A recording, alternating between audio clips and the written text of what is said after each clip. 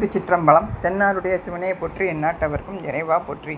திருமூல தேவநாயனார் திருத்தால் போற்றி போற்றி.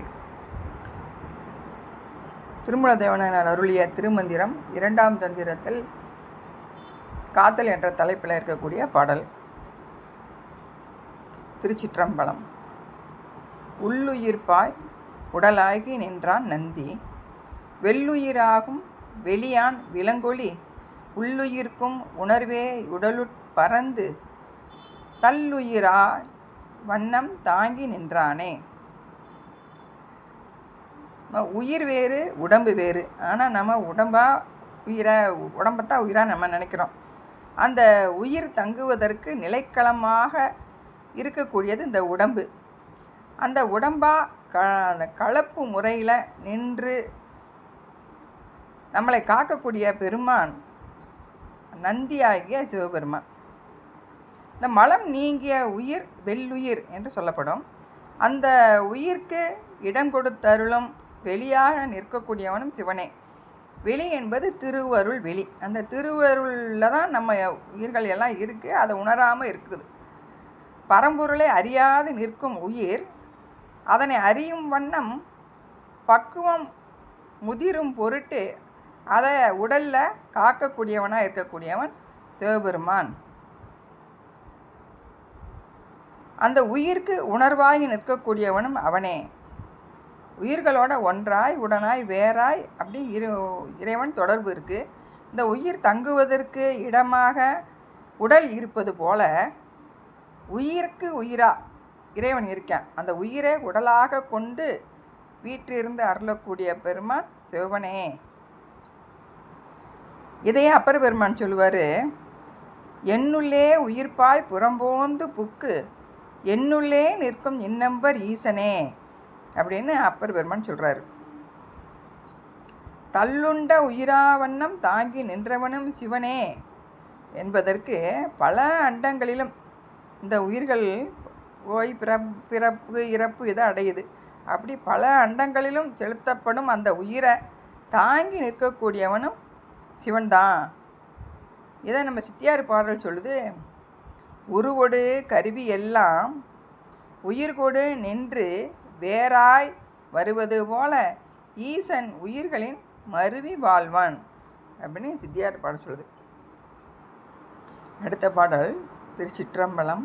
அணுகினும் சேயவன் அங்கியில் கூடி நணுகினும் ஞான கொழுந்தொன்று நல்கும், பணிகினும் பார்மிசை பல்லுயிராகி தணிகினும் மண் உடல் அண்ணல் செய்வானே. சிவபெருமான் இந்த 6 உயிர்களுடன் கலப்பா ஒன்றாய் கூடி இருந்தாலும் அந்த உயிர்களின் சிற்றறிவிற்கு எட்டாத தூரத்தில் சேய்மையில் இருக்கக்கூடியவனாக இருக்கான். அந்த உயிர்கள் பயிற்சியின் காரணமாக இந்த பிராணவாயுவை மூலாதாரத்தில் இருந்து இறைவனுடைய திருவருளால் மேலே நோக்கி செலுத்தினா அந்த புருவ நடுவுக்கு அந்த அளவுக்கு ஏற்றி கொண்டு போனால் திருவடி உணர்வாகிய ஞான கொழுந்தாகிய சிவபெருமான் நல்கி அங்கே அந்த இறை காட்சியை பார்க்கலாம் அப்படின்னு சொல்கிறார். பல்லுயிர்களையும் அந்தந்த உயிர்களுக்கு ஏற்ற பணியில் செலுத்தி உடனாய் நிற்கக்கூடியவனும் அந்த உயிர்களால் காணுவதற்கு அரியவனாக இருக்கிறான். அந்த உயிர்களோட கலந்து இருந்தாலும் பொருள்தன்மையால் அவன் வேறாக இருக்கிறான். அவனே கண்மமலம் நீக்கும் பொருட்டு இந்த உடலினை நமக்கு கொடுக்குறான். கண்ம மலத்தை நீக்கிறதுக்கு இந்த உடல் மாயா காரியத்தான இதுவும் ஒரு மலம்தான், மாயை மலம். இந்த மாயா கண்ம மலத்தை நீக்கணும்னா இந்த மாய மலத்தை கூட சேர்க்குறானே, ஒரு மலத்தை நீக்கிறதுக்கு இன்னொரு மலம் சேர்க்கணுமா அப்படின்னா அதுக்கு சித்தியார் பதில் சொல்கிறாங்க. எழும் உடல் கரணம் ஆதி இவை மலம், மலம் மலத்தார் கழுவுவன் என்று சொன்ன காரணம் என்ன எனில், செழும் நவ அருவைசாணி உவர் செறிவித்த அழுக்கை முழுவதும் கழிப்பன், மாயை கொடு மலம் ஒழிப்பன். இப்படி அந்த துணியில் இருக்கிற அழுக்கை நீக்க உவர் மண், படிகாரம் இதெல்லாம் சேர்ப்பது போல் நம்ம கண்ம மலத்தை நீக்கிறதுக்கு மாயைங்கிற மலத்தை அந்த உடம்பை நமக்கு சேர்க்குறாரு. அப்படி அந்த உடம்பு வந்ததுக்கப்புறம் அவனோட அருள்வழி நிற்பவருக்கு மலம் கழுவப்படும். மலம் கழுவப்பட அந்த உயிர், மலம் கழுவப்பட்ட உயிர் சிவபெருமான் திருவடியினையே சென்று அடையும். அவனோ பேரின்ப வடிவினன். அவனது திருவடியை அடைந்த உயிர்களும் அந்த பேரின்பத்தை அனுபவிக்கும். இதுவே அண்ணல் செய்தானே அப்படின்னு சொல்கிறாரு. இப்படி தான் இறைவன் செய்வார் உயிர்களை அப்படிங்கிறத காமிக்கிறாரு.